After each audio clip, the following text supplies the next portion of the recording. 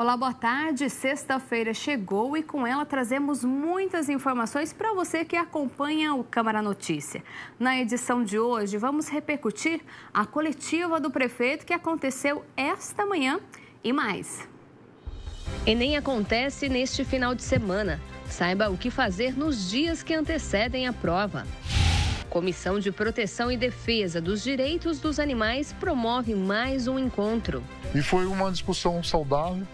Os debates foram muito importantes para valorizar o projeto de lei que vai ser protocolado na casa. Major Jaime preside reunião da Comissão para os Assuntos de Segurança Pública. Coisas que a gente não questiona, eles mostram uma realidade. E graças a Deus, né, com tudo que aconteceu no ano de 2019, para 2020, para 2021, com todas as consequências da pandemia, mesmo assim, né, os números são favoráveis, são positivos. A Polícia Militar teve uma atuação muito forte e muito firme com relação aos índices criminais. Tem ainda as informações do tempo. Como será o final de semana? E já está pensando no que fazer no sábado e domingo? A gente te ajuda com a programação. A agenda cultural está cheia de eventos. Estas e outras notícias você acompanha agora.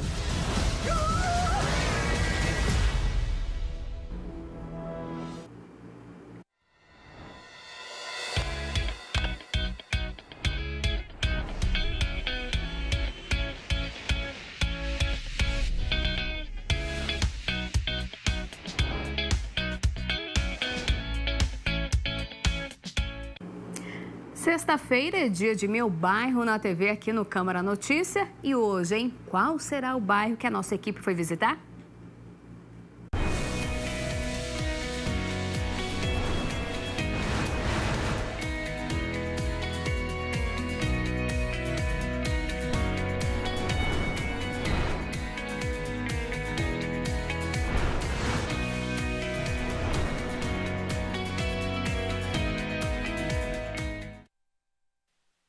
E hoje, como você viu aí na nossa vinheta, a gente vai para o residencial Parque da Fazenda.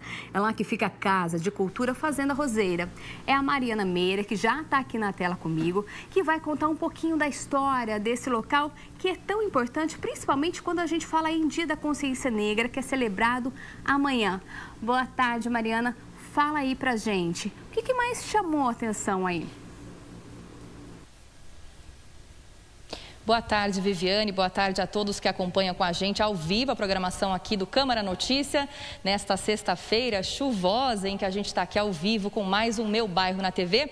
Olha só, sexta-feira passada, neste mesmo quadro, Meu Bairro na TV, nós pegamos a Avenida John Boy Dunlop, só que nós fomos um pouquinho mais longe para ter acesso a uma escola estadual. Você se lembra que nós falamos sobre um projeto de distribuição gratuita de absorventes para as meninas da escola estadual. Um projeto muito importante de dignidade menstrual. Desta vez, nós pegamos a avenida da mesma maneira, só que nós pegamos uma outra entrada para ter acesso à Fazenda Roseira. A Fazenda Roseira, para quem não conhece, aqui a gente está perto do Campus 2 da PUC Campinas, do famoso Balão Londres, do Hospital e Maternidade Celso Pierro, do Shopping das Bandeiras.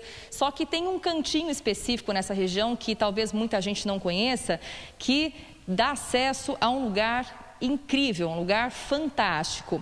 É um portão pequeno, mas que você vai passando com o carro, um local lindo.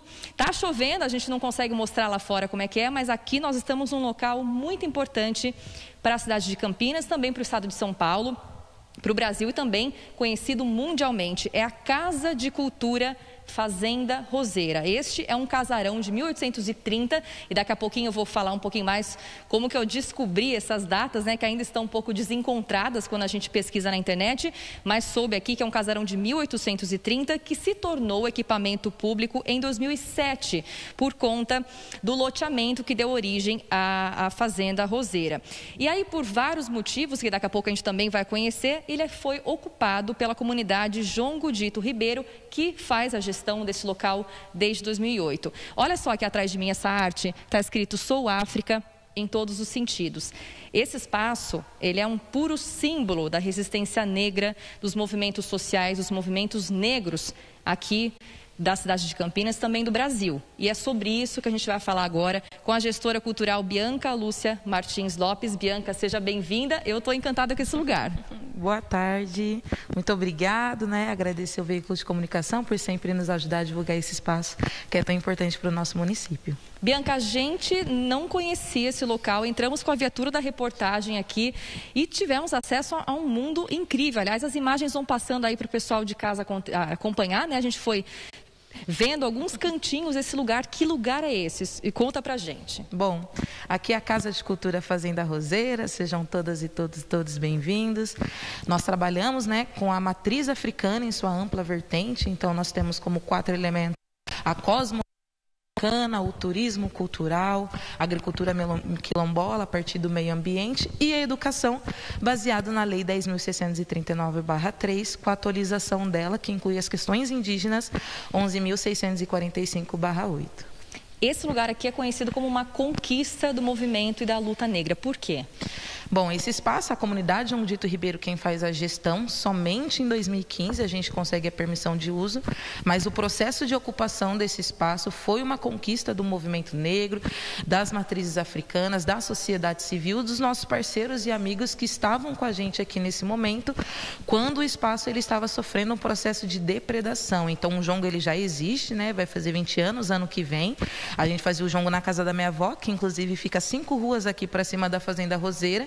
Mas a gente sempre teve uma rede de amigos muito parceiros, sempre estiveram com a gente em todas as demandas. Então, quando a gente fez essa ação de acionar esses parceiros, muitos coletivos vieram para a gente ajudar a ocupar esse espaço. E aí, somente depois de 2015, como a comunidade mais próxima do espaço era o João Dito Ribeiro, a gente acabou ficando nesse processo de gestão. Mas a gente sempre gosta de deixar registrado que não é uma conquista da comunidade João Dito Ribeiro, e sim dos movimentos populares, dos movimentos negros, religiosos e toda a sociedade civil que acredita no nosso trabalho. E esse espaço aqui é tombado patrimônio? Ele não é tombado, a gente queria inclusive que ele fosse tombado quando a gente chegou para ajudar a preservar, só que a gente não conseguiu e agora inclusive a gente não faz questão, a gente quer que mantenha assim para a gente poder pintar as paredes, trazer mais vida, poder construir, por exemplo, a casinha de Zumbi dos Palmares que a gente tem na nossa entrada, que você comentou mais cedo, e a gente conseguir ir dando vida para esse espaço, de acordo com as nossas atividades. E isso que eu ia perguntar, Bianca, que tipo de atividades que vocês realizam aqui? O que acontece aqui dentro dessa casa? Nossa Senhora, a gente tem, assim, a gente até brinca, que a cozinha é o coração da casa, que lá que surgem os nossos projetos. Mas de principal, a gente tem o nosso roteiro afroturístico, que é o que vem às escolas, inclusive em base da Lei 10.639, para implantar a questão da matriz africana dentro das escolas, porque se a gente abre os livros didáticos, a gente só vê sobre a escravidão, e a gente sabe que a contribuição do negro do Brasil não foi só isso, tem muita coisa afro aqui, então esse é um espaço de conhecimento dessa história. Então, além do roteiro, a gente tem oficinas de percussão, jogos africanos, oficinas de danças, a gente tem um projeto Tucupamoja Brasil, que é um projeto de intercâmbio internacional entre Moçambique, Noruega e Brasil, e a comunidade João Dito Ribeiro que faz essa seleção desses jovens que vão para esses países. A gente tem oficina de costura, a gente tem o Pisa na Tradição, que é a nossa vivência em jongo, a gente tem contação de história, a gente tem agricultura quilombola, nós temos a pós-graduação Lato Sensu em matriz africana, que inclusive foi a primeira pós-graduação Lato Sensu em matriz africana do Brasil. Enfim, temos o Sou África em todos os sentidos, que é essa exposição e essas atividades que a gente tem no mês de novembro, que é convidar a sociedade civil a discutir a questão do combate ao racismo, coisa que a gente faz todos os dias, que estamos aqui. Mas esse mês é um momento que a gente convida a sociedade. É legal falar que não é uma comemoração o 20 de novembro, a gente não comemora. Porque dia 20 de novembro foi o dia do assassinato de Zumbi dos Palmares, que foi um grande guerreiro líder da conquista dos quilombos. Então é um dia de reflexão. Então amanhã, é muito importante vocês estarem aqui hoje, que amanhã é o dia de reflexão, o momento que a gente convida a sociedade a combater o racismo de uma forma um pouco mais ampliada, um pouco mais discutida. Muito importante, né? Aliás, Bianca, vocês estão com uma programação que se iniciou no dia 15 e segue aí nesse mês, né? O que vocês prepararam para convidar a população para essa reflexão? Bom, amanhã todos e todos convocados para a nossa 20ª Marcha Zumbi dos Palmares, que tem a concentração às 9h30 da manhã em frente à Estação Cultura, ali de frente com a 13 de maio.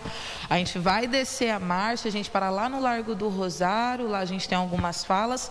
4 horas da tarde a gente tem o nosso Pisa na Tradição e a nossa tradicional roda de jongo, em frente à estátua da Mãe Preta, ali na Igreja São Benedito, no centro da cidade também, que há 20 anos a gente faz aquela roda de jongo, que é muito importante para a nossa comunidade. Enfim, domingo teremos mais atividades e dia 21 a gente finaliza tudo. Esse mês que foi bastante cansativo e de muito trabalho, mas que a gente sempre agradece todo o nosso público que fortalece. A gente teve exibição do filme Marighella e outras atividades que compuseram também esse Sou África em todos os sentidos. Que legal. Agora, Bianca, muita gente deve passar aqui pela região e não conhece o trabalho de vocês, né? Não conhece esse espaço que é tão importante. Esse local é aberto ao público, quem quiser visitar pode chegar a qualquer hora, tem que fazer algum tipo de agendamento, como funciona? Bom, aqui é um espaço público, quem chegar agora vai ser muito bem recebido, mas a gente tem o nosso roteiro simples, os roteiros mais avançados, que o agendamento é feito totalmente pela internet, pelo Instagram, pelo e-mail, que as nossas redes sociais sempre estão disponíveis, que é Casa de Cultura Fazenda Roseira ou Comunidade João Dito Ribeiro, e lá a gente acha o viés.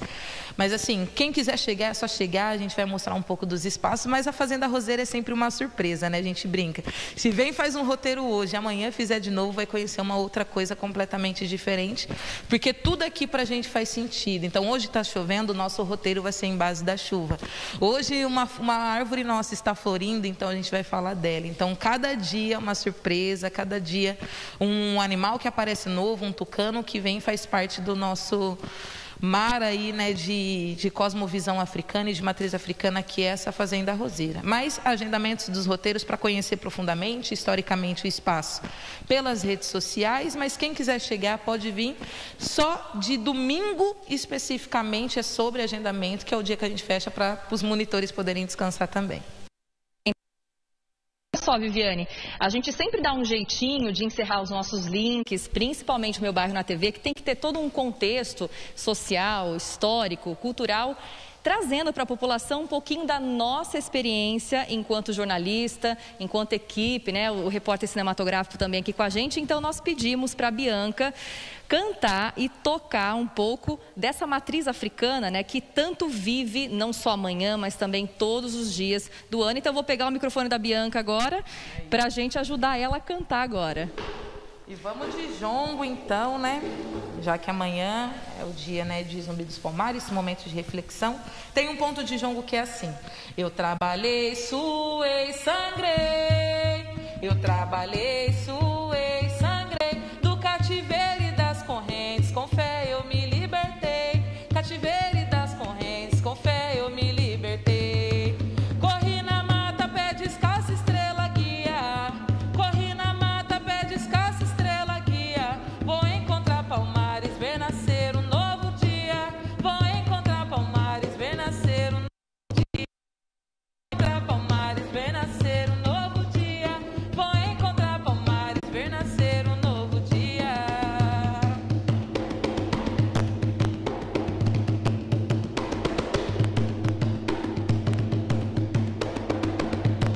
Esse ponto destrava a mente, esse ponto não trava a língua. É na roda de jongo que o mundo gira.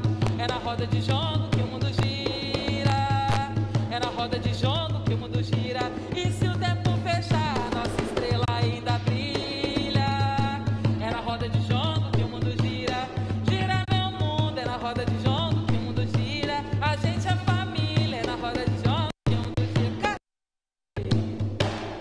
Que lindo! Obrigada, Bianca, pela sua entrevista. Parabéns pelo trabalho de vocês, viu? Muito obrigada, agradeço a câmera por sempre ter esse trabalho de divulgar o nosso trabalho, estar aqui com a gente. Viva Zumbi dos Palmares! Viva Zumbi dos Palmares. Essa foi a Bianca Lúcia tocando um atabaque de corda que eu também nunca tinha visto pessoalmente. Aprendi um pouco mais sobre o bairro, aprendi um pouco mais sobre esse casarão de 1830 e também sobre música de matriz africana. Viviane, Agora fica o desafio aí de você cantar e dançar um pouquinho pra gente. Vai ser complicado, viu, Maria? Eu não tenho toda essa cultura, toda essa agilidade que a Bianca tem, viu? Muito obrigada pela sua participação, pela Bianca também, por apresentar esse local pra gente tão rico aí de informação, de cultura que vale a pena conhecer. Eu confesso, Mirna, eu não conheço esse local, não sou aqui de Campinas, mas quero ir aí conhecer um pouquinho, vou marcar com a Bianca. Muito obrigada. E a gente... desse local que a gente foi conhecer um pouquinho sobre a história de um bairro aqui de Campinas para falar com a Mirna Abreu, que já está aqui comigo. Mirna, boa tarde, mas antes da gente entrar nos assuntos da metrópole, você já foi lá, conhece esse local? Já fui sim. Olha, inclusive, anualmente, no dia de São Jorge, acontece uma importante feijoada que traz toda essa cultura e eu já participei e agora fiquei surpresa com várias atividades, porque já faz um tempinho que eu fui lá, com várias atividades que a comunidade do João Godito Ribeiro realiza. Parabéns. A gente lembra que, inclusive, a comissão aqui da Câmara de Campinas, a Comissão de Cultura da Casa, que hoje é presidida pelo vereador Paulo Búfalo, ela já trouxe a discussão da Fazenda Roseira, porque a gente teve em alguns episódios aqui na cidade de depredação desse lugar, que é um patrimônio, apesar de não ser tombado, é um patrimônio da cultura de matriz africana aqui na nossa cidade. E que com certeza vale conhecer todo mundo, inclusive eu quero ir lá. Mirna, então, vamos entrar agora nas notícias da metrópole. Teve aí a atualização dos dados da Covid-19? Isso, a gente vai falar agora de Brasil, São Paulo, RMC e Campinas, mas a gente começa com os dados nacionais, porque de acordo com o Ministério da Saúde, são 21.989.962 casos da Covid-19 desde o início da pandemia, com registro de 12.301 novos casos nas últimas 24 horas. Os óbitos acumulados são de 612.144, com 293 mortes registradas nas últimas 24 horas no país. O estado de São Paulo soma 4.426.828 casos, com 153.299 óbitos. Agora nós vamos atualizar os dados dos municípios aqui da região metropolitana de Campinas. No total, 395.257 casos confirmados e Campinas, até esta quinta-feira, somava 146.435 casos. Indaiatuba, 32.468, Sumaré, 31.728, Hortolândia, 29.067, Americana, 27.677, Santa Bárbara, 23.951, Paulínia, 16.155, Valinhos, 15.290, Itatiba soma 15.103 casos da Covid-19 e agora os municípios com menos de 10 mil casos. Cosmópolis, Montemor, Jaguariúna, Nova Odessa, Arthur Nogueira, Santo Antônio de Posse, Engenheiro Coelho, Pedreira, Olambra e Morungaba. Números bem altos, né, Mirna? A gente lembra aqui que o Boletim de Campinas, o que foi divulgado foi no dia 16 de novembro e agora nova atualização. Vamos falar um pouquinho sobre as vítimas aqui da nossa cidade? É um homem... 288 novos casos e agora a gente vai falar então dos óbitos. Olha, na RMC são 11.722 mortes confirmadas e Campinas, até esta quinta-feira, somava 4.958 mortes, Sumaré, 1.001 mortes, Americana, 854, Santa Bárbara do Oeste, 819, Indaiatuba, 798, Hortolândia, 740, Valinhos, 412, Itatiba, 325, Paulínia, 307. Na sequência, aparecem Nova Odessa, Vinhedo, Montemor, Jaguariúna, Cosmópolis, Arthur Nogueira, Pedreira e os únicos municípios com menos de 100 óbitos aqui na RMC são Santo Antônio de Posse, Engenheiro Coelho, Morungaba e Olambra. E Mirna, tem as especificações das vítimas aqui de Campinas? Olha, quando a gente fala nas mortes, de acordo com o último levantamento, a gente tem, olha, as vítimas dos óbitos registrados aqui em Campinas são 4 mulheres e 2 homens, todos com doenças pré-existentes e mais de 60 anos. E de acordo com o boletim da Prefeitura, tem um adendo nesse número. Olha, 2 dessas mortes foram registradas em meses anteriores, uma em março deste ano e outra em outubro, que tiveram como causa a Covid-19, mas que só foram confirmadas agora. E fica aqui a nossa solidariedade à família de todas essas vítimas da Covid-19.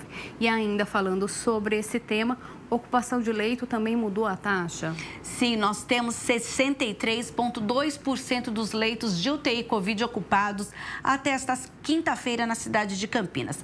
São 106 leitos disponíveis, dos quais 67 ocupados. 39 leitos estão livres e ainda 74 pacientes internados em leitos de enfermaria. Atualmente, a distribuição está da seguinte forma: são 29 leitos no SUS municipal, que é a rede Mário Gatti de urgência e emergência, 20 estavam ocupados. No SUS estadual, que é o HC da Unicamp, 45 leitos, 29 ocupados. Na rede particular, 32 leitos, 18 ocupados. E, Viviane, se nós fizermos um comparativo, né, quando a gente fala desses índices, eu peguei os 3 últimos números. Olha, no dia 8 de novembro, nós tínhamos 43,07 de ocupação, mas tínhamos 137 leitos disponíveis. Já no dia 11 de novembro, a gente aumentou um pouquinho esse percentual para 51,69%, mas tínhamos 118 leitos ocupados. E no último dia 16, logo na terça-feira pós-feriado, nós tínhamos 116 leitos disponíveis, que dava mais ou menos 61,2%. Então, quando a gente fala desse número de hoje, a gente lembra aí que a gente tem o total 106 leitos. O que tem acontecido? Conforme os hospitais e a rede de saúde vai observando que há menos pacientes internados, eles vão desocupando esses leitos de UTI Covid, justamente para que esses leitos sejam atendidos a outras doenças aqui na cidade. Então, às vezes a gente fala dessa taxa, mas a taxa é sempre em relação aos leitos disponíveis na cidade de Campinas. E essa desocupação que você citou aí para atender outras enfermidades também se deve um pouco por causa da vacinação, né?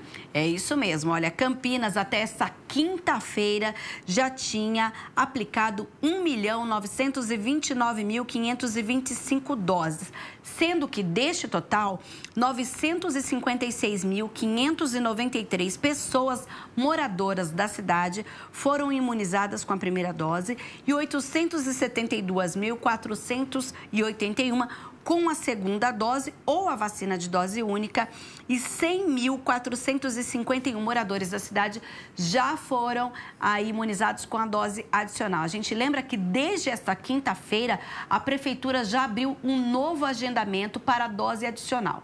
Se você, então, já tomou 2 doses da vacina e esse período agora é de 5 meses, não mais de 6, como era exigido anteriormente, e tem mais de 18 anos, você já pode fazer o agendamento da terceira dose ou a dose adicional. Basta ter mais de 18 anos, no dia do agendamento, levar o comprovante das 2 vacinas anteriores, também um comprovante de endereço, e é preciso que você, então, entre no site, tem lá já alguns centros de saúde que ainda tem essa terceira dose disponível, mas o agendamento está aberto. E ainda é importante lembrar que a gente está com aquela campanha até amanhã, por exemplo, lá no terminal Ouro Verde. Você que circula ali no distrito do Ouro Verde, eu não estou conseguindo agendar por conta do meu horário de escola, horário de trabalho, passe lá sem o agendamento que você consegue ser imunizado, desde que esteja, claro, dentro dos critérios. Ter 18 anos ou mais. No caso do adolescente, de 15 a 17 anos, tem que estar aí com o responsável. Leve o seu RG e comprovante de endereço aqui da cidade de Campinas. Mina, a gente falou aí de dados de Covid, vacinação, mas também tem campanha rolando aqui, né? O objetivo é diminuir um pouco a fome de quem tanto está sendo afetado, principalmente aí por causa dessa pandemia. Com certeza. A gente fala sempre da questão da saúde, Viviane, mas a gente não pode esquecer do aspecto social. E há estudos que demonstram que no Brasil, e agora em particular em Campinas, aumentou o número de famílias em vulnerabilidade social. Por isso a gente já teve campanha durante todo o ano. E agora a Prefeitura lançou na última semana a campanha Natal Sem Fome, e amanhã acontece aqui na cidade o chamado Dia D do Natal Sem Fome, que vai ser lá no Paço Municipal, das 9 da manhã às 5 da tarde. Você que tem uma doação pode levar pessoalmente e vai ser pelo sistema drive-thru. O prefeito lembrou nesta manhã que este é um momento importante em que a pandemia acirrou a vulnerabilidade social das famílias. A pandemia nos trouxe muitos reflexos na economia, vários setores sofreram, mas um dos reflexos mais perversos foi o aumento da vulnerabilidade social e do número de pessoas sem a alimentação necessária, gente passando fome. Nós já fizemos uma campanha grande do Campinas Sem Fome, que arrecadou quase 100 mil cestas básicas durante esse ano de 2021. E sentimos a necessidade de pedir mais um pouco, de pedir mais doações.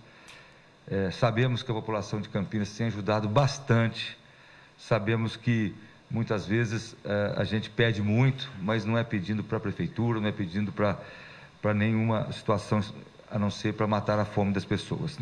Esses alimentos não serão entregues, repetindo, não serão entregues pela prefeitura, não terá uma cerimônia de entrega de alimentos para as famílias que necessitam de alimentos. Os alimentos serão entregues por 126, 130 entidades cadastradas e para famílias que façam a sua inscrição no aplicativo Viva Vida. Olha, e para amanhã, que vai ser esse dia D de arrecadação, a Prefeitura está com inscrições abertas para o voluntário até 8 horas da noite de hoje. Olha, eles vão ser mobilizados em 3 turnos, das 8h30 ao meio-dia, das 11h30 às 2 horas da tarde e o terceiro grupo das 2 da tarde às 5 horas da tarde.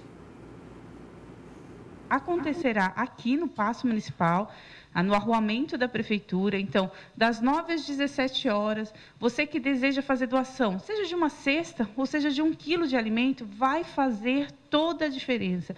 Nós estaremos aqui para receber sua doação e, como o prefeito falou, seguir os parâmetros que foi do Campinas Sem Fome.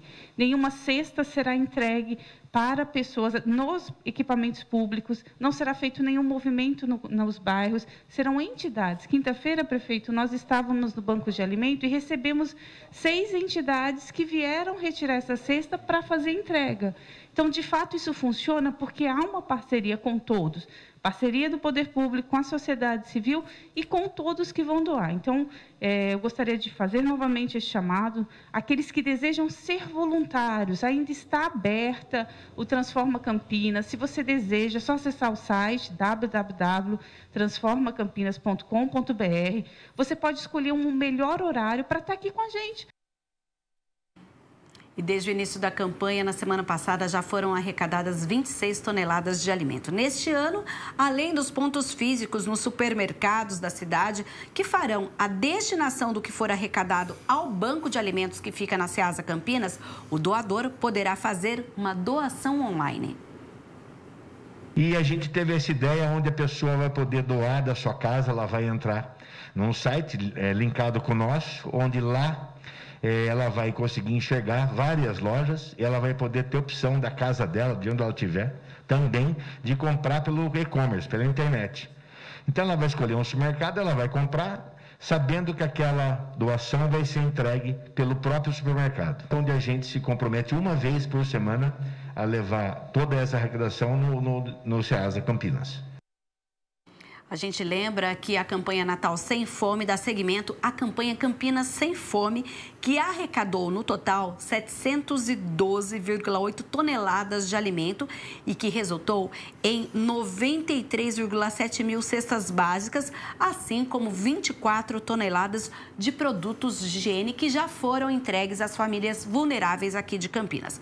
O presidente da Câmara, que estava no evento, lembrou do papel do Legislativo neste momento em que as famílias de Campinas precisam que muitos se mobilizem. Nós seremos um ponto de coleta. Tenho certeza que todos os vereadores vão aderir a mais essa campanha Natal Sem Fome, para amenizar, pelo menos um pouco, para que as famílias com essa vulnerabilidade que acampou em nossa cidade por conta da pandemia do Covid-19, muitas pessoas que perderam seu emprego ainda não recuperaram, e a Câmara não pode de maneira nenhuma ficar fora dessa. E a Câmara não está fora mesmo, Viviane. A gente já tem aqui na entrada da Avenida da Saudade caixas para que, assim como a campanha Campinas Sem Fome, no Natal Sem Fome, a gente também receba aqui no Legislativo alimentos de funcionários, servidores, colaboradores terceirizados por quem passa aqui na região da Ponte Preta.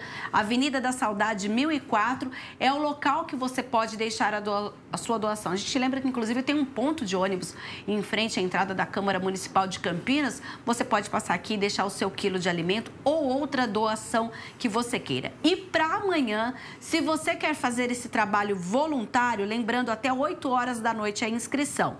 transformacampinas.com.br. Lá é a plataforma onde você pode fazer aí a sua inscrição para ser voluntário. Ou as informações pelo WhatsApp. O número é o 19 99 127 8072. Eu vou repetir.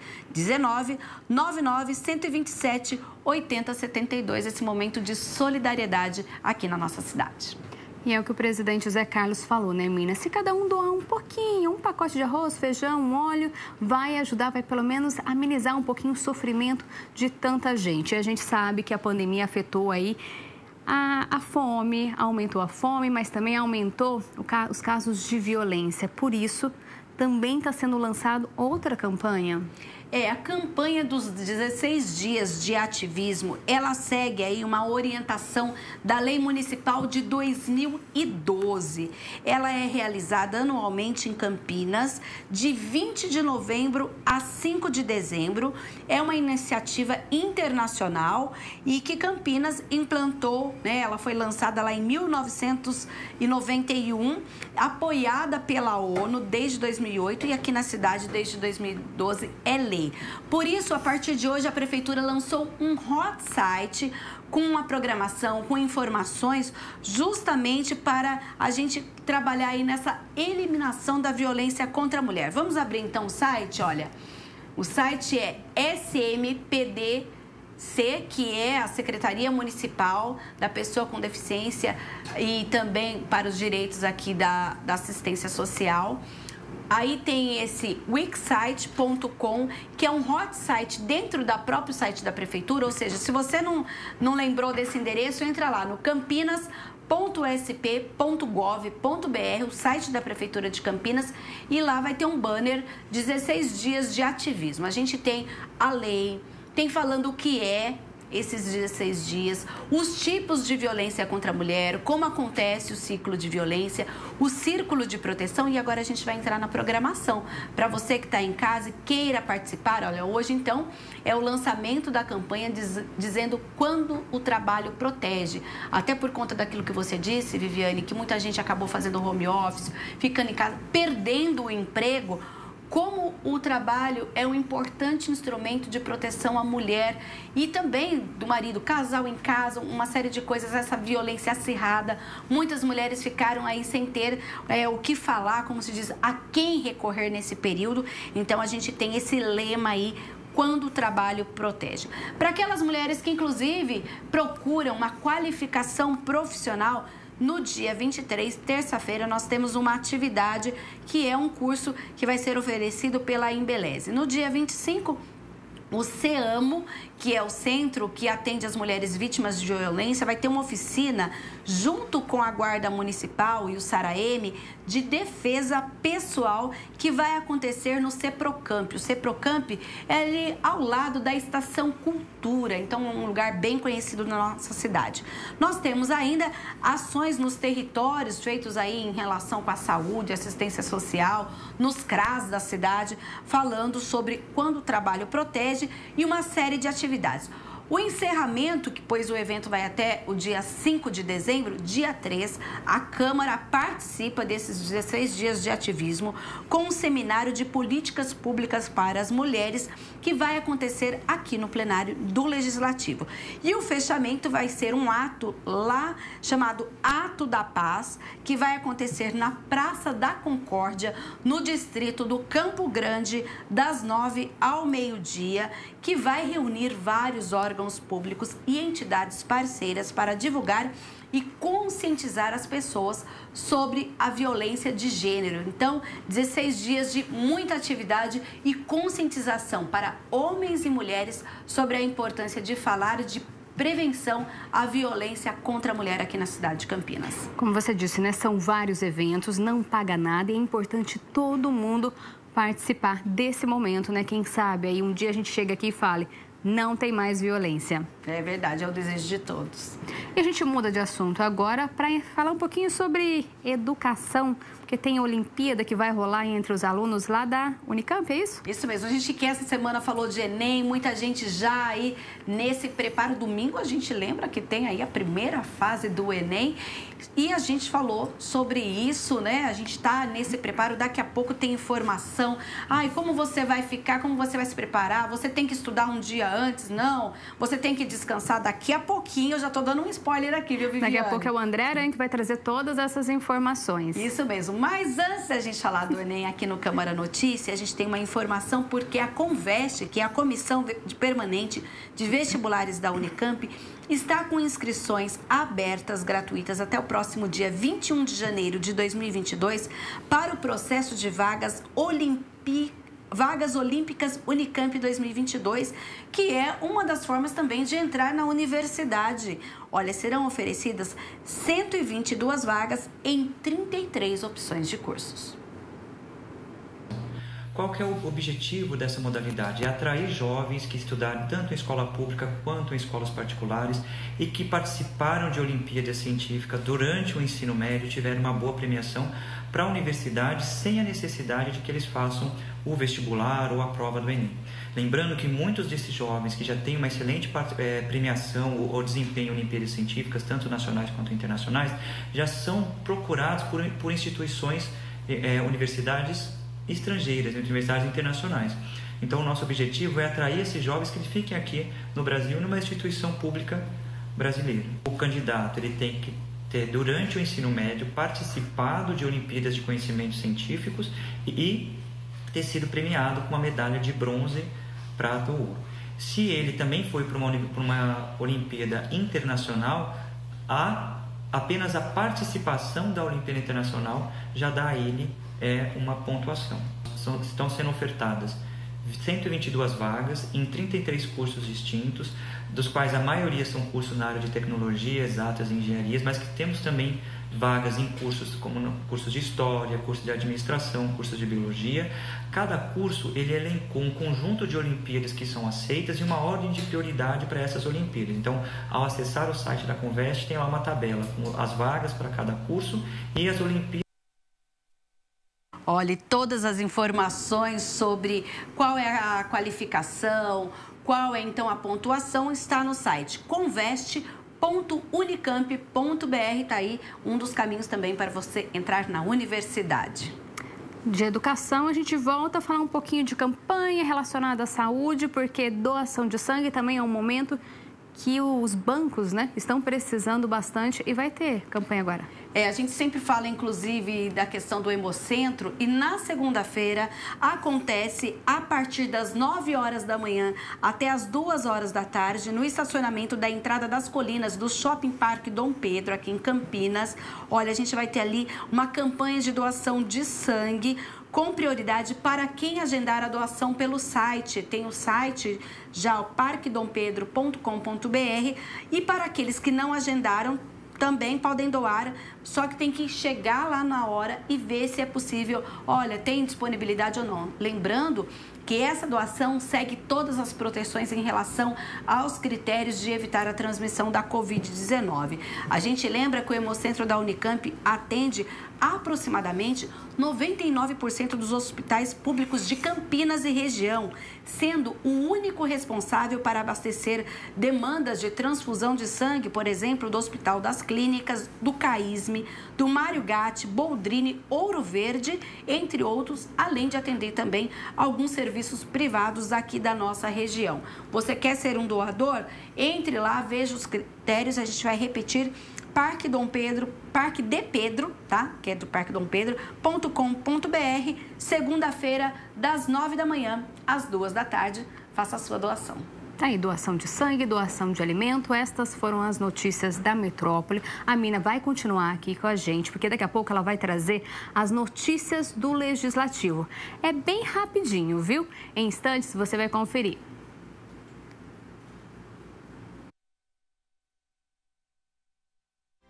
Diversos projetos estão tramitando na Câmara, que também promoveu uma homenagem ao guarda municipal morto esta semana em acidente de trânsito. É em instantes.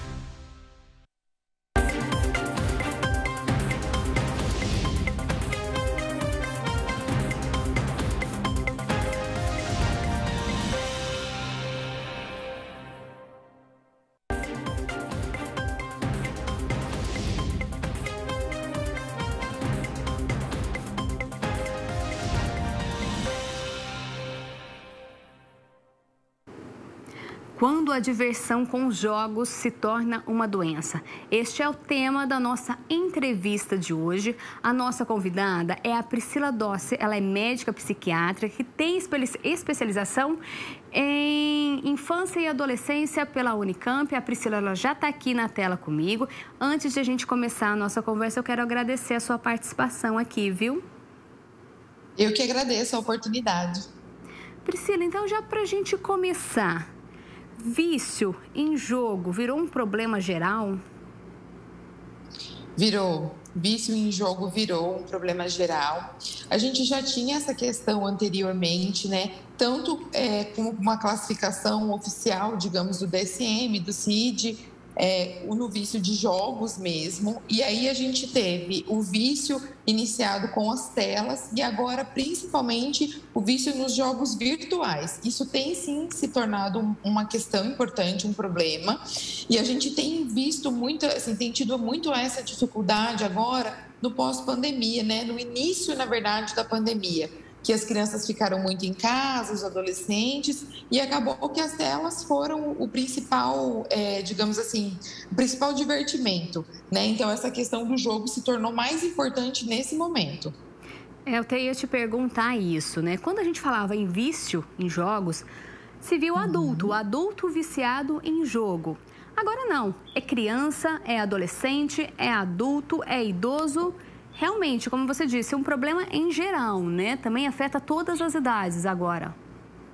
Sim, agora afeta todas as idades e nos preocupa muito porque tem tirado muito do resto, a gente diz, né? Então, por exemplo, crianças precisam da questão do desenvolvimento físico, então de atividades ao ar livre, de correr, de brincar, de montar, né? De desenhar, de mexer com texturas. O adolescente precisa também da questão da socialização, de esporte, né? O cansaço físico. Então, a gente tem tido um problema nessa faixa etária também agora e nos preocupa porque tem tido privação de momentos importantes do desenvolvimento natural que a gente precisa, que essas crianças e adolescentes estão se privando por conta do excesso de jogos eletrônicos. Jogo eletrônico, você acredita que a evolução aí da tecnologia, hoje o joguinho tá ali no celular, tá aqui no tablet, a gente vai num restaurante, a criança tá com o pai, tá mexendo no celular, quando você vê, tá jogando. O adolescente também nem escuta a gente, tá ali o tempo todo jogando. A tecnologia aí também criou esse vício? Criou esse vício. E a gente não pode esquecer que o exemplo também criou esse vício, né? Porque muitas vezes as crianças e os adolescentes, eles também reproduzem os padrões. Então, por exemplo, os pais, eles muitas vezes também estão nos restaurantes, mexendo no celular o tempo todo, também não tem essa interação. Então, é todo um conjunto, né? A gente não pode esquecer que tem a questão dos pais assim, tá bom, então nós não vamos, você não vai jogar no celular, mas então nós vamos conversar, nós vamos planejar alguma coisa, nós vamos aproveitar essa refeição junto, né? Então, na verdade, a gente também precisa de uma colaboração dos adultos em relação a isso. E quando a gente fala em vício, é uma doença? Está relacionada a alguma doença? Ou o vício já é uma doença ou não? A gente trata, na psiquiatria, a gente chama de transtorno, mas é como se fosse realmente uma doença, né? E sim, a gente tem os critérios diagnósticos, que são o excesso do uso, o tempo de uso, a privação do resto, aquela coisa a gente tem a questão que nós temos mentalmente no nosso cérebro também, da nossa questão da recompensa, mas a gente tem a criança e o adolescente fazendo a vida já girar em torno do jogo. Então, por exemplo, sai de casa e quer voltar logo, não quer ficar em outras atividades, tudo gira em torno desse jogo, né? E nós temos também os prejuízos que isso traz. Então, sim, nós temos como caracterização de um vício, sim, como uma doença, e inclusive em alguns países, né, no Brasil nós não temos isso ainda, mas nós temos países, por exemplo, como a Coreia, o Japão, que já tem centros de reabilitação para viciados em jogos eletrônicos. A gente chegou nesse nível. E me conta, qual que é o sintoma? Como que a gente vai identificar se a pessoa está viciada em jogo, se a criança, de repente, já virou viciada? A gente verifica essa questão de tudo girar em torno do jogo. Então, vai para a escola, quer voltar logo, ou não quer ir para a escola, não quer dormir, não quer parar para comer, não quer fazer outras atividades, tudo em torno do jogo. Quando sai com os pais, parece que nada mais tem graça, a criança quer voltar logo para vir para essa atividade do jogo, e pode fazer até sintomas de abstinência, que nós dizemos em relação ao jogo. Então, uma irritabilidade importante, não querer participar de outras coisas. Insônia é muito comum, principalmente também por conta do estímulo luminoso excessivo das telas, que atrapalha muito na produção natural hormonal do sono, uma inapetência ou uma ansiedade para comer. Então, a gente tem outros sintomas associados que chamam, sim, a atenção. Mas um dos principais é essa questão de tudo girar em torno do jogo na vida dessa criança, da criança ficar extremamente irritada quando não pode jogar, ou quando cai a internet, ou quando acaba, por exemplo, a bateria do celular, né? A criança fica irritada mesmo, chega a ficar agressiva. Então, esses sintomas, sim, chamam bastante atenção para quadros mais graves, que a gente fala que são os vícios. E me fala, por que esses jogos causam dependência? O que acontece com o nosso organismo, com o cérebro, com o corpo? Libera algum hormônio? Por que eles viciam tanto?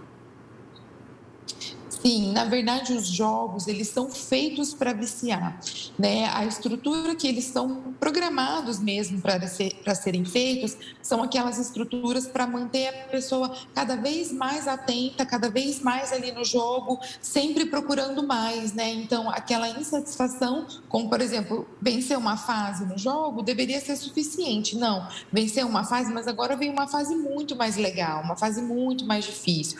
Então, tem toda essa questão do estímulo contínuo. E isso tem, sim, um papel no nosso cérebro de liberação de hormônio, tanto da adrenalina quanto hormônios de bem-estar, como endorfina, da satisfação, né? E a regulação nossa de dopamina, serotonina. Então, esse papel dentro do nosso cérebro faz, sim, a gente ficar sempre querendo mais, sempre querendo uma recompensa maior. Então, assim, a gente gosta da sensação na primeira vez e a gente fica sempre buscando aquela nova sensação, mas a gente vai ficando mais tolerante à nossa própria produção hormonal.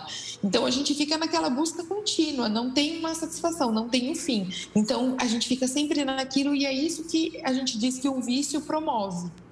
E a gente sabe que tem diversos tipos de jogos. Os violentos, eles causam maior vício? Não necessariamente, mas é uma das causas, sim. Depende um pouco também da estrutura da criança. Por exemplo, uma criança que já é um pouco mais impulsiva, já gosta mais, digamos, de adrenalina, normalmente os jogos violentos, eles promovem mais essa adrenalina. Então, é um jogo mais atrativo para esse público. Mas mesmo jogos mais tranquilos, que a gente diz em termos de violência, de agressividade, também viciam. A gente vê crianças menores viciadas nos joguinhos mais simples, que não são de tanta adrenalina assim. Tá? Eles podem sim viciar mais, mas não necessariamente. E tem jogo que é capaz de provocar ansiedade ou depressão, por exemplo? Olha, se não for 99% dos jogos, né, tá quase aí. Porque sim, eles promovem essa questão da busca contínua, da insatisfação, da desregulação de produção de serotonina no nosso organismo. Então, sim, eles são o que nós chamamos de ansiogênico, né? Esse quadro de cada vez mais ansiedade. A gente tem provoca mais ansiedade geralmente do que depressão, né? A depressão geralmente ela tá mais relacionada até aos quadros de abstinência do jogo, para quadros mais graves de vício. Mas, assim, os jogos, em resumo, podem sim desencadear outros transtornos psiquiátricos e, dentre eles, a ansiedade é um dos principais e a depressão também pode acontecer. A gente está falando muito de criança. Os pais devem ficar atentos o quê? Qual que tipo de comportamento? Deve ligar aquele sinalzinho e falar, opa, meu filho está precisando de ajuda.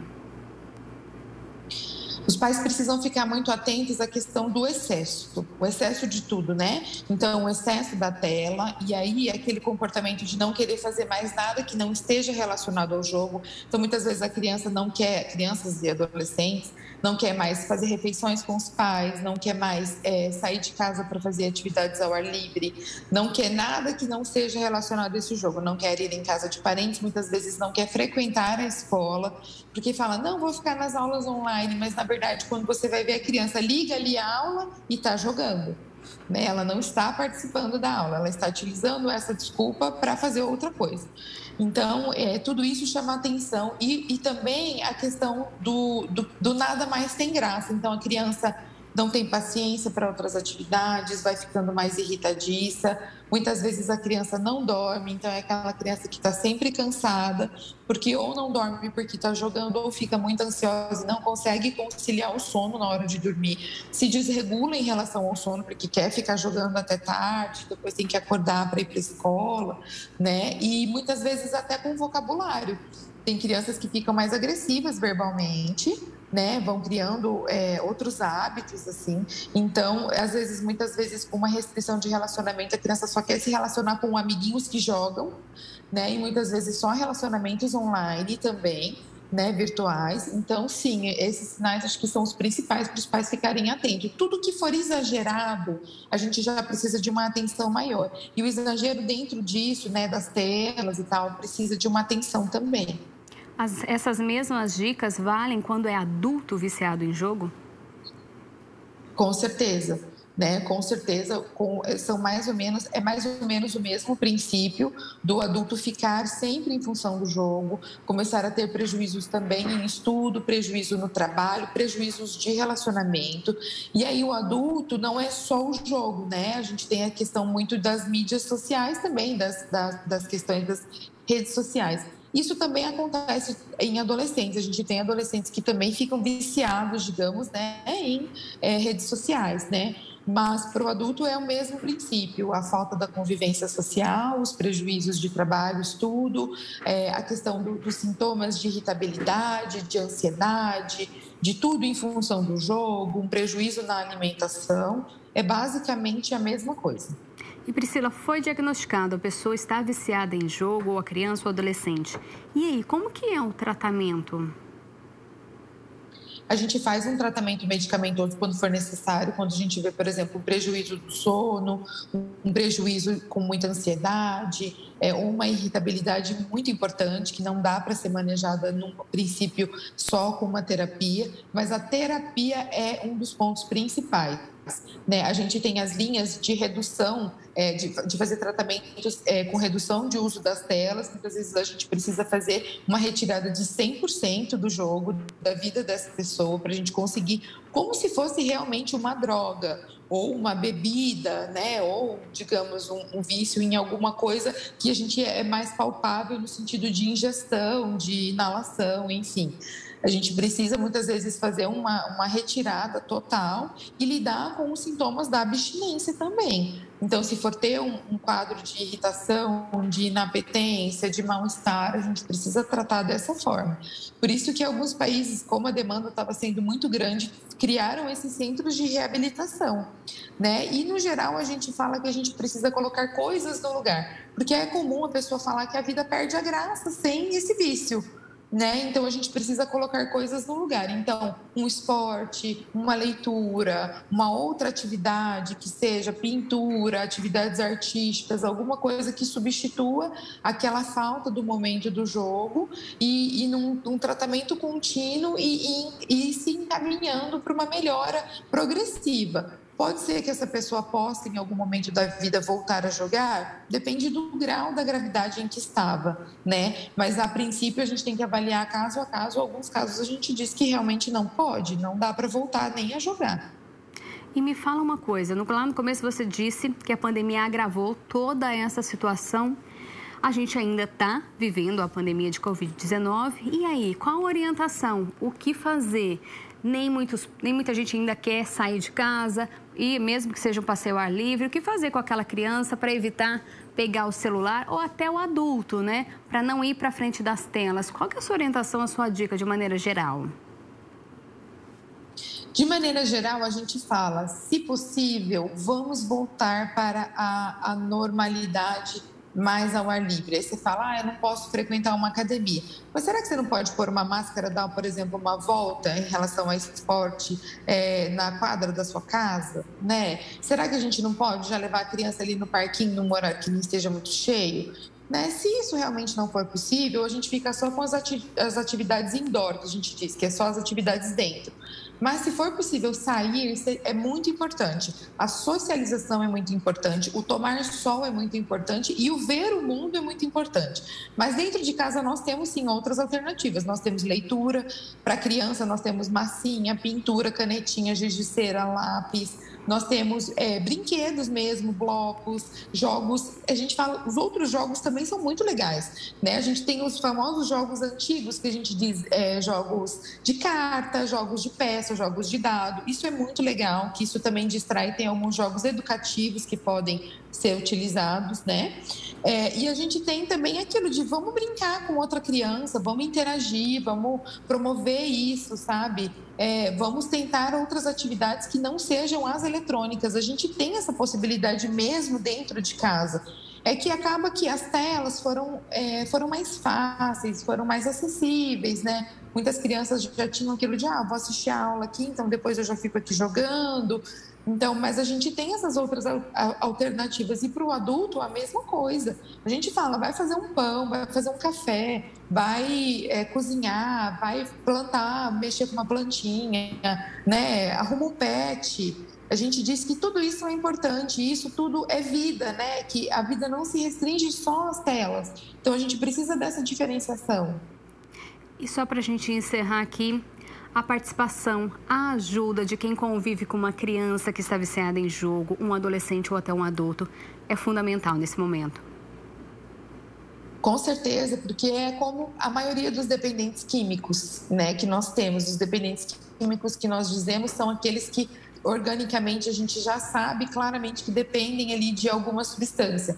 Muitas vezes a crítica não está presente no viciado, no dependente, né? Então a gente precisa sempre de uma ajuda externa, alguém que olha e fala, olha, isso aqui tá demais, olha, isso aqui tá excessivo, né? Olha, o fulano tá mudando o comportamento, não era assim antes ele saía, fazia outras atividades. Então, sim, a ajuda externa é fundamental, tanto para o diagnóstico, né, para essa desconfiança do que fazer, quanto para a manutenção, né? Porque muitas vezes a gente tira ali o celular da criança, mas a criança, ela tendo a oportunidade, ela vai e pega o celular sozinha e volta para o jogo, o adolescente é a mesma questão. Então, a gente precisa, sim, para o diagnóstico, para o tratamento e para a manutenção do pós-tratamento também. Então, estão aí as orientações da Priscila. Muito obrigada pela sua participação. Tenha certeza que foi muito rica de informação para quem está assistindo a gente, viu? Muito obrigada. Eu que agradeço. Aguardo uma próxima oportunidade. Foi um prazer. Mais uma vez, muito obrigada. E a gente muda agora de assunto, porque sextou com chuva. E o final de semana, hein? Como vai ser?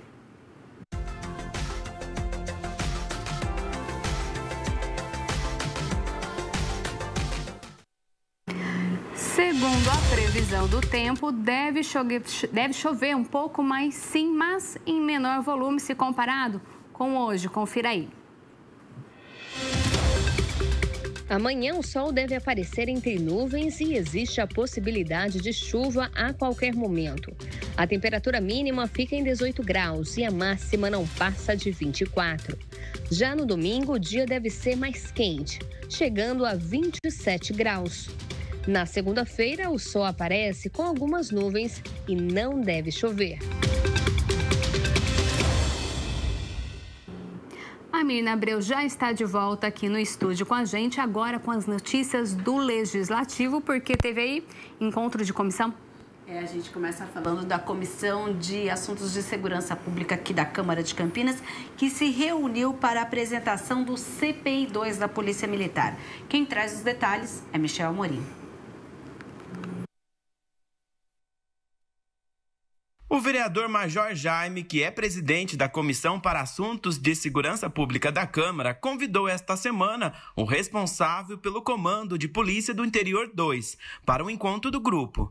O comandante apresentou dados estatísticos de 2019, 2020 e parcialmente 2021. O Coronel Nery pôde ter a oportunidade de apresentar números. Então, números são coisas que a gente não questiona, eles mostram uma realidade. E graças a Deus, né, com tudo que aconteceu no ano de 2019, para 2020, para 2021, com todas as consequências da pandemia, mesmo assim, né, os números são favoráveis, são positivos. A Polícia Militar teve uma atuação muito forte e muito firme com relação aos índices criminais. A Guarda Municipal também colabora, a Polícia Civil também tem a sua colaboração. De acordo com o vereador, reunião como essa serve para aprimorar a segurança pública na cidade. E é também a questão de relacionamento, então vem, bate um papo, conversa, né, quebra um pouco do gelo, né, e realmente sai daqui algumas ideias, né, a gente saiu já daqui, já conversei com o coronel, da gente ter uma outra, um bate-papo desse. Eu falo de bate-papo porque é realmente nesse sentido, da gente poder fazer isso no começo do ano que vem. Então, com certeza, o saldo sempre é positivo e a gente espera que a gente possa sempre, a cada período, trazer boas notícias. Fazem parte do grupo os vereadores Eduardo Magoga, Juscelino da Barbarense, Edson Ribeiro e Rubens Gás. O comandante do CPI-2 falou sobre a atuação da polícia neste momento em que os casos de Covid-19 estão diminuindo. Tivemos que aprender a desenvolver algumas atividades policiais voltadas ao controle da pandemia, né, num tempo recorde. Aprendemos isso, colocamos em prática, a coisa andou muito bem.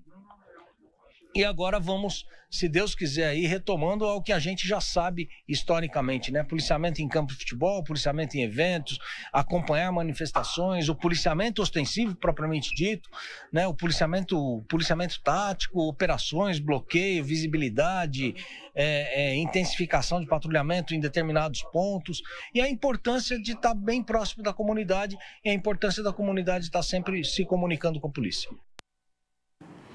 E olha só, uma outra reunião que também discutiu aqui na Câmara assuntos importantes foi a de direitos e proteção dos animais. Ela discutiu aí um projeto de lei que fala contra os maus tratos nos animais. Abril Laranja foi a pauta abordada pelo vereador Permínio Monteiro na 8ª reunião ordinária da Comissão Permanente de Proteção e Defesa dos Direitos dos Animais. A campanha é voltada ao combate à crueldade e maus tratos aos animais e é tema de um projeto de lei de autoria do parlamentar. E esse projeto, para ele ser protocolado na casa, teria que ser discutido dentro da Comissão de Defesa dos Direitos dos Animais aqui na casa. Sendo assim, hoje eu convidei o Flávio Lamas, a Michele Triplo, que é da ONG Cão Ração Valente, é a mais nova ONG na cidade de Campinas de proteção animal.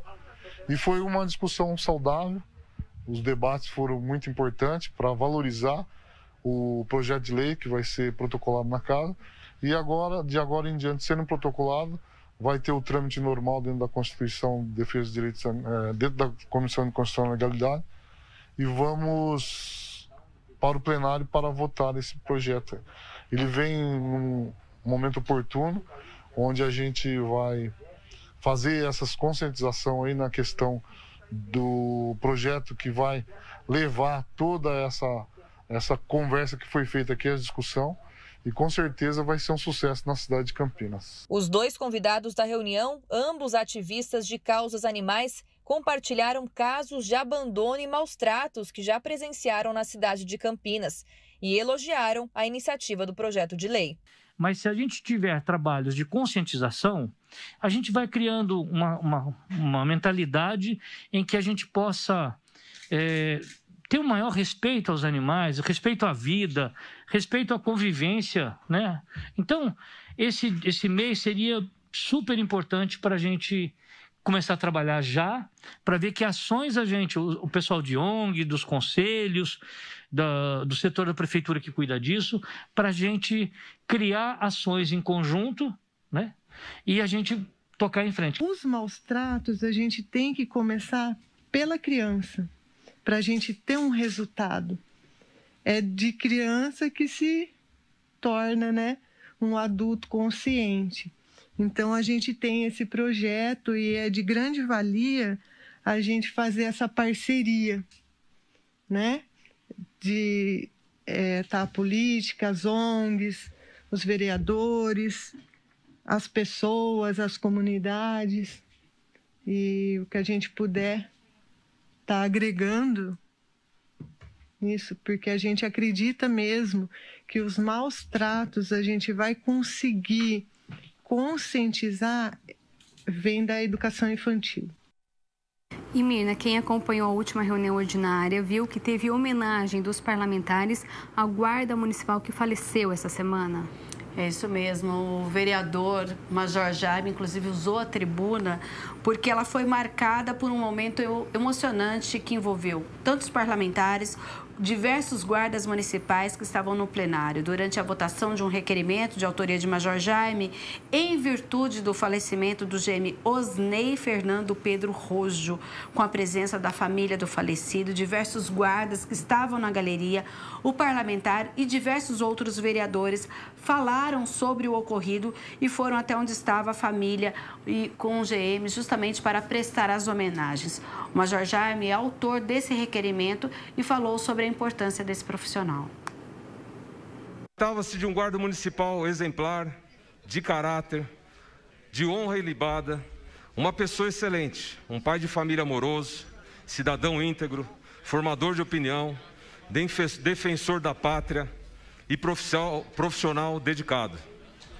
Assim é o presente requerimento que submeto a este presidente para o fim de demonstrar o pesar pela morte do guarda municipal de Campinas, classe distinta, Osnei Fernando Pedro Rojo. Com as minhas sinceros sentimentos, né, a toda a Guarda Municipal, Ana Paula, que aqui está presente, toda a Guarda Municipal que veio aqui nesse momento, eu simplesmente fiz um gesto e vocês todos se mobilizaram para estarem aqui presentes. Tenham o meu respeito por esse momento.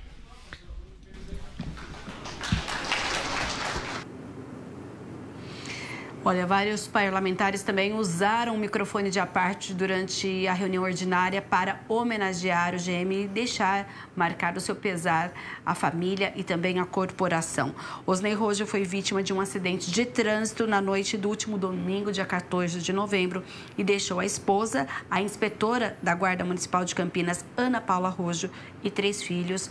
E ficam aqui também as condolências da TV Câmara Campinas. E Mirna, hoje também tem mais evento aqui na casa. Daqui a pouquinho, 2h da tarde, nós temos aqui no plenarinho da Câmara de Campinas a reunião da Comissão de Educação e Esporte e Defesa da Criança e do Adolescente. São 2 comissões que se reúnem em conjunto, elas que são presididas pelos vereadores Gustavo Peta e Débora Palermo, com transmissão ao vivo pela TV Câmara Campinas. Às 7h da noite, a gente tem a reunião solene com a entrega do diploma de mérito cultural Guilherme de Almeida, por iniciativa do vereador Luiz Rossini. E amanhã, sábado, temos solenidade aqui na Câmara a partir das 6h da tarde para a entrega do diploma de mérito Zumbi dos Palmares, por iniciativa de diversos parlamentares, e teremos vários homenageados tudo com transmissão ao vivo pela TV Câmara Campinas e também para quem quiser participar presencialmente, a entrada do plenário é pela Avenida Engenheiro Roberto Mange, número 66, no bairro Ponte Preta. E o resumo de tudo a gente conta na segunda-feira. Mina, muito obrigada pela sua participação hoje. Um bom final de semana para você. Viviane, muito obrigado. Bom final de semana para você e para você de casa. Até segunda-feira. E a gente muda de assunto agora para falar sobre educação, porque neste final de semana começa a ser aplicada a prova do Enem. A prova é domingo, com isso, quem vai fazer a prova está na expectativa. Sempre rola aquele nervosismo e a dúvida: devo pegar pesado nesses últimos dias que antecedem a prova? Quem vai responder estas e outras perguntas é o André Aranha, que está num cursinho aqui da cidade. Boa tarde, André. Conta pra gente o que você percebeu aí dos alunos. Estão ansiosos? Boa tarde para você, Viviane. Boa tarde para todo mundo acompanhando o Câmara Notícia. Pois é, os alunos, claro, na expectativa, domingo, grande dia, alguns ansiosos, outros mais relaxados, alguns preocupados, cada um reage evidentemente de um jeito. Bom, mas para a gente saber algumas dicas, não é? Ninguém melhor do que o Daniel, que é diretor pedagógico do cursinho pré-vestibular. Então, ele vai passar algumas dicas importantes para quem vai prestar o Enem, porque certamente isso mexe, né, Daniel, com a ansiedade do estudante, o que é absolutamente normal. Boa tarde. Boa tarde, André. Boa tarde a todos. Esse é um momento muito importante, né? O Enem, o Exame Nacional do Ensino Médio, tem uma amplitude aí, então abre uma série de possibilidades para os alunos. Então é o momento deles continuarem a preparação deles. Os professores estão trabalhando com revisão, trazendo os assuntos mais importantes para o Enem. Então, continuar com a dinâmica normal deles, para quando chegar no final de semana, aí sim, né, talvez no sábado já diminuir o ritmo e no domingo se preparar para a prova, relaxando, mantendo aí uma rotina de alimentação, uma rotina de sono, para que não tenha surpresas por horário da prova. Porque muita gente tem dúvida, né, Daniel? Como será que deve ser feita a preparação assim na semana que antecede, nos dias, não é? Principalmente nos últimos 2, 3 dias que antecedem aí a prova? É melhor estudar, revisar matéria ou não? De repente vai bater uma bolinha, sai para um barzinho com a galera, enfim, lê um bom livro, descansa, assiste um filminho tranquilo. Qual que é a sugestão? Tem que estudar na reta final? Não há uma regra, né? Eu acho que a manutenção da rotina é o mais importante. Então, como ainda estamos na semana, né, tem que continuar o estudo, né? Então, diminuir o ritmo agora poderia gerar uma insegurança. Então, manter esse ritmo de estudos. Quando estiver chegando próximo à prova, né, no sábado e no domingo, é o momento dele tentar relaxar.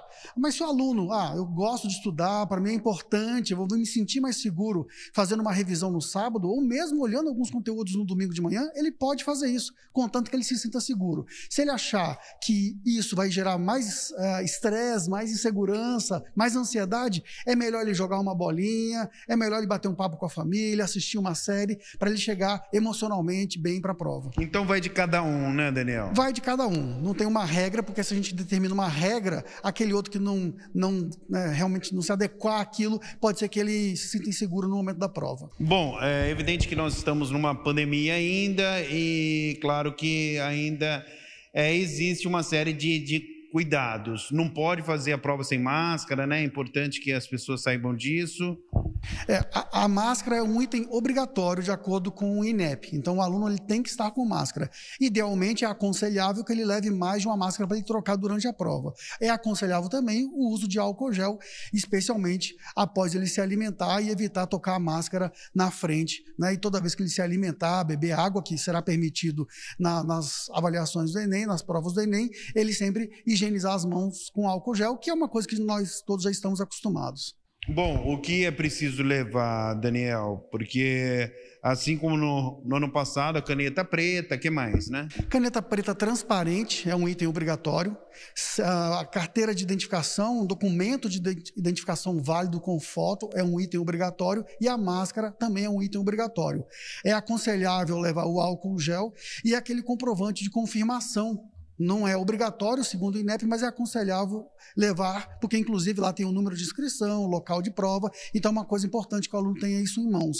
Inclusive, nós orientamos que os alunos organizem esses materiais com antecedência. Já no sábado mesmo, verifica o local de prova, verifica o horário de chegada, deixa a documentação no seu devido lugar, né, para que não tenha surpresas, que não tenha que sair correndo para buscar uma documentação esquecida, um material esquecido em casa.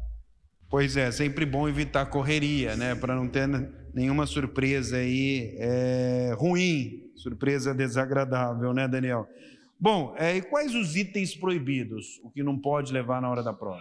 São os itens clássicos, né? Então não pode levar a caneta que não seja caneta indicada, não pode levar uma caneta que não seja transparente, qualquer objeto eletrônico, então relógios, celulares, enfim, qualquer objeto eletrônico não pode ser levado para o dia da prova, boné, óculos escuros, chapéu, né? Então são esses itens normalmente clássicos dos vestibulares que não podem de forma alguma, e o candidato pode ser relógio eliminado. Também não. Relógio também não. Tem muita gente que aparece com relógio, né? Às vezes acontece, normalmente a organização tem um saquinho para os estudantes, para os candidatos guardarem esses objetos proibidos. Eu estou com um release aqui, interessante, que fala como os alunos, uma sugestão, né? Podem se portar aí. Por exemplo, na sexta-feira, né? Nesta sexta-feira, a hora de fazer duas coisas muito importantes. Bom, a primeira delas é separar os materiais, como você disse, pensar nos tipos de lanche, né? Isso também é muito importante. Enfim, um lanchinho leve. Qual que é a sugestão nesse caso aí? Essa preocupação, esse cuidado, vamos chamar de cuidado, é muito importante antes do momento da prova. Por isso que a gente vem falando, a gente fala para os nossos alunos, orientamos eles com frequência dessa preparação com antecedência, né? A manutenção do ritmo e a preparação com antecedência. Inclusive, a compra desse lanche, né? Então, ele vai levar água, ele vai levar uma barra de cereal, ele vai levar uma fruta. O que a gente pede para que os alunos evitem são aqueles alimentos que normalmente eles não ingerem no seu dia a dia. E evitar alimentos excessivamente gordurosos, isso pode atrapalhar a digestão, inclusive a concentração durante a prova.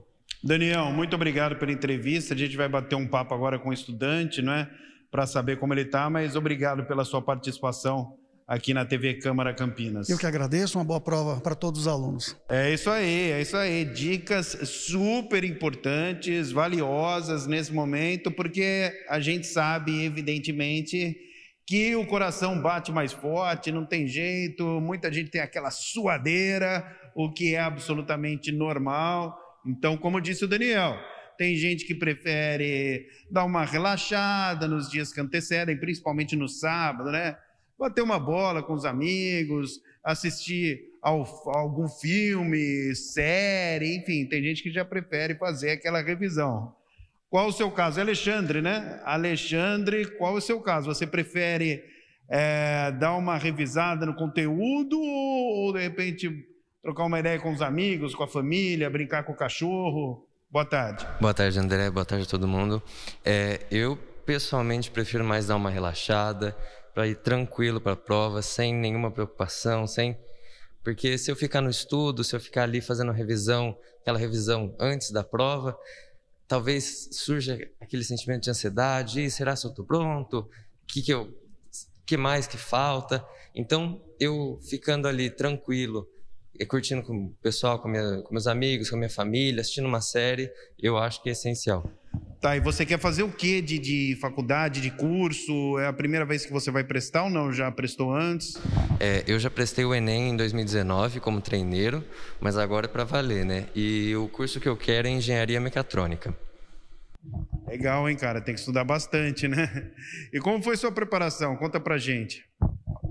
Eu acredito que o fundamental da preparação foi constância. Tem que manter um ritmo de estudo bacana, sabe? Tem que estar sempre revisando o material. É fundamental prestar atenção na aula, tentar tirar o proveito máximo dela. E é isso, cara, se preparar ao longo do ano, porque... Você disse, claro, que agora vai dar uma relaxada, não é? Precisa dar uma tranquilizada na cabeça e tudo mais. Mas durante esse tempo, você abriu mão de algumas coisas para focar nos estudos? Com certeza. A gente tem que abrir mão de algumas coisas, mas mesmo assim eu ainda acho muito importante você ter o equilíbrio, sabe? Você não gastar toda a sua energia no seu preparo para chegar na hora da prova, você não consegue dar o seu melhor lá. Então, manter o equilíbrio também ao longo do ano, conseguir conciliar a vida social, o lazer e o estudo, principalmente. Bom, nesse período, seus amigos, eles agiram como você também? Abriram mão de algumas coisas? Conseguiram conciliar? Como que foi isso? Tem de todos os tipos. Todos os tipos. Com certeza. Tem amigos que estão super, super focados, abriram mão de muitas coisas. Olha só, cara. E se dedicaram muito e estão prontos para fazer a prova. Tem outros que ficaram mais de boa, mais relaxados, mas isso vai de cada um. É isso aí. Bom, boa sorte para você, que você consiga aí sucesso, não é? E que tenha valido muito a pena. Para a gente finalizar, Alexandre, quais as dicas você que vai prestar, que você daria aí para o pessoal que está em casa te assistindo e que está um pouquinho nervoso e tal? Bom, eu acho que na hora da prova é muito bom você tentar ir o mais tranquilo possível, ler a prova com atenção, e caso você comece a ter aquele sentimento de ansiedade, não saber o que fazer, achar que não sabe a matéria, agora não é hora de pensar que você não estudou bastante ou algo do tipo. Agora é hora de focar e fazer a prova. Toma uma água, come ali alguma coisa que você levou e volta para a prova. Leve, tranquilo. Foca, fazer a prova que vai dar tudo certo. Que beleza, falou e disse. É isso aí, depois o Daniel, o assessor de imprensa, vai contar pra gente como você saiu da prova. De repente, quem sabe aí você consegue sucesso, a gente faz uma matéria contando um pouquinho sobre a sua história, que gostei bastante, foi muito legal. Então, Viviane, é o seguinte, coração batendo mais forte, todo mundo já naquela expectativa, porque tá chegando a hora. E para quem estudou, para quem se dedicou, lógico que vai ser mais fácil, mas como o Alexandre disse, o próprio Daniel, que conversou conosco hoje também, falou a respeito dessa situação. Importante dar uma relaxada, conversar com os amigos, jogar um futebol, enfim, ouvir uma música, assistir um filme. Isso é certamente fundamental para que a cabeça fique mais tranquila e o desempenho na prova seja melhor. Eu volto com você, Viviane Novaes. André, muito obrigada aí pelas suas informações e a gente deseja boa prova para todo mundo que vai prestar aí nesse final de semana. E para encerrar a edição de hoje, o Michel Amorim traz a programação do final de semana. Tem show, tem evento, tem filme, tem muita coisa. Confira.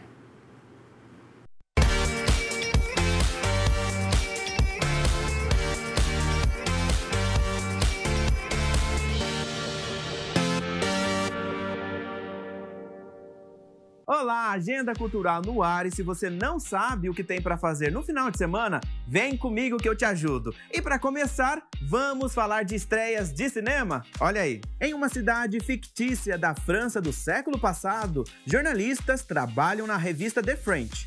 Lá há vários talentos e muitas dificuldades. From the foreman. 1 hour to press. You're fired. Really? Don't cry in my office. Um grupo de amigos inicia uma investigação para tentar descobrir as antigas conexões da família com os pioneiros caça-fantasmas dos anos 80. Isso em meio a estranhos fenômenos que começam a acontecer na cidade. Oi, amiguinho!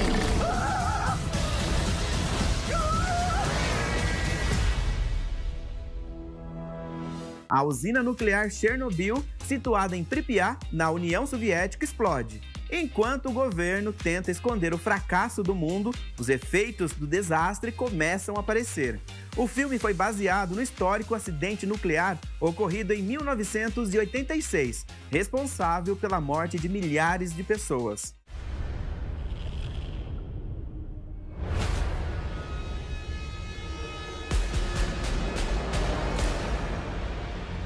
A jovem Heloise é apaixonada por design de moda e também pelo glamour de Londres dos anos 60. E o que antes parecia ser algo fascinante, começa a ganhar contornos cada vez mais assustadores e reais.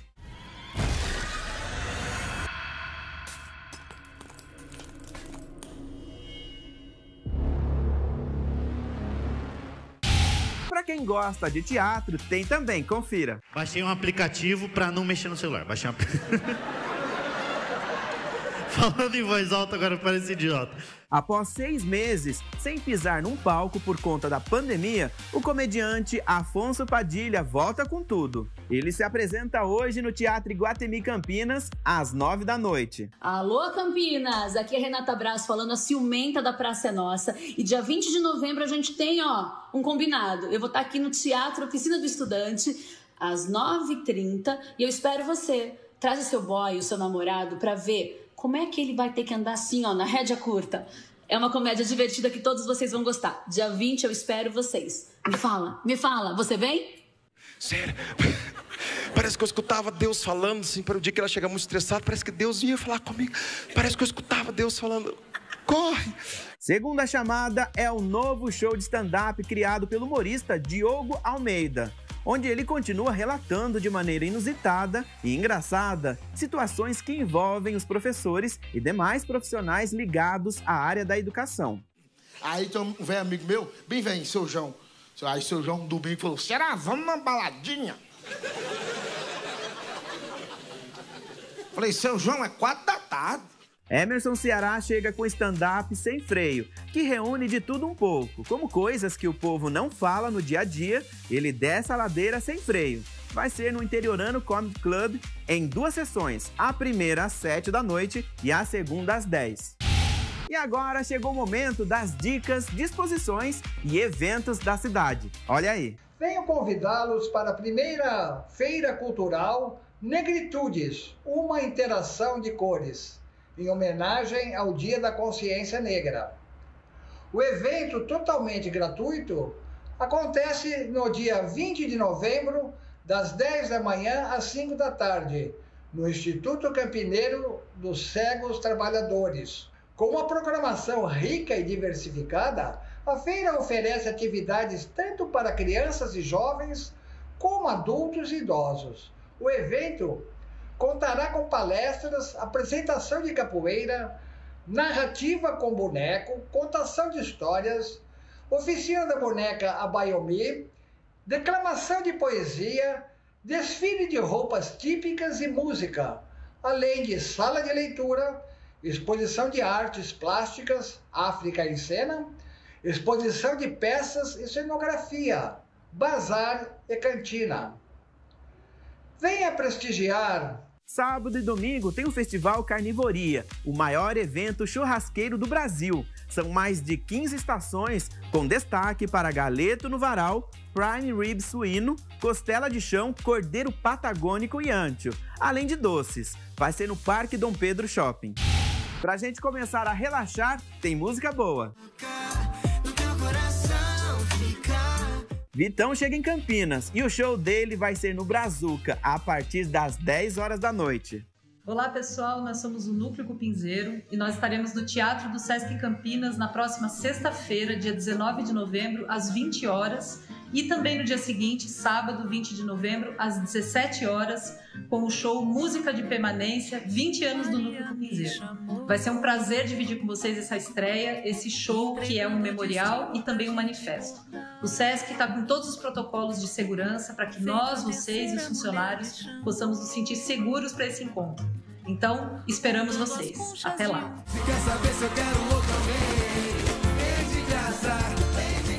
Ainda hoje em Campinas vai ter o Grupo Pichote e o funkeiro Neguinho do Cacheta, na Quinta do Conde, e a casa abre às 10 da noite. Salve, gente, tudo bom? Eu sou o Thiago Rossi. Tô passando aqui, na verdade, só para reforçar o convite que o Levi vai fazer aí para vocês. Ouve só. Oi, gente, aqui é o Levi Ramiro. O pessoal aí de Campinas e região queria fazer um convite para vocês. no dia 21 de novembro, um domingo, às 17 horas. Eu vou fazer uma participação na apresentação desses 3 amigos queridos, Tiago Rossi, Igor Águila e André Moraes, no Sesc Campinas, no Teatro do Sesc. Então vamos fazer uma roda de viola e passar uma tarde gostosa lá com vocês. Todo mundo convidado, valeu! Amei uma vez só. O cantor sertanejo Daniel se apresenta hoje em Sumaré, no Sunville Hall. O show está previsto para as 10 da noite. Cheia de manias, toda dengosa. Já no sábado em Campinas vai ter Raça Negra no Campo do Corintinha. O show está marcado para as 10 da noite. Olá, eu sou Victor Hugo Toro, maestro da Orquestra Sinfônica Municipal de Campinas, e quero fazer um convite para todos vocês para o nosso tradicional concerto em homenagem ao mês da consciência negra. Apresentaremos músicas famosas de samba, de reggae e de black music, com os solistas Nelson Fidelis, Toki Miranda e Freddy George. Será este domingo 21 às 19 horas no Teatro Castro Mendes. Esperamos vocês! E para fechar o final de semana musical, em Americana vai ter o Vox Festival 2021. Sábado vai ter Edson Hudson e Jefferson Moraes. E no domingo, Jorge Mateus, Cleiton e Romário. Vai ser no recinto da Festa do Peão de Americana. E os portões abrem às 5 da tarde.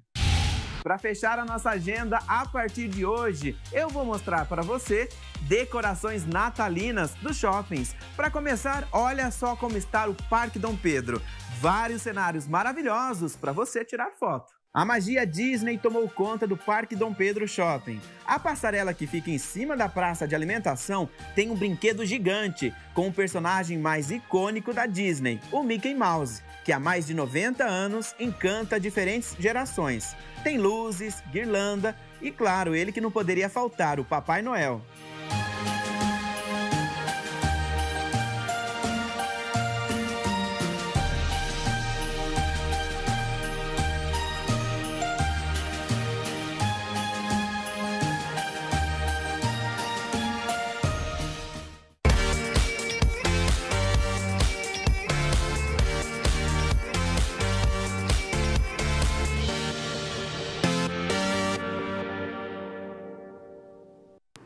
E por hoje é só. Segunda-feira a gente está de volta. Um ótimo final de semana para você. Tchau!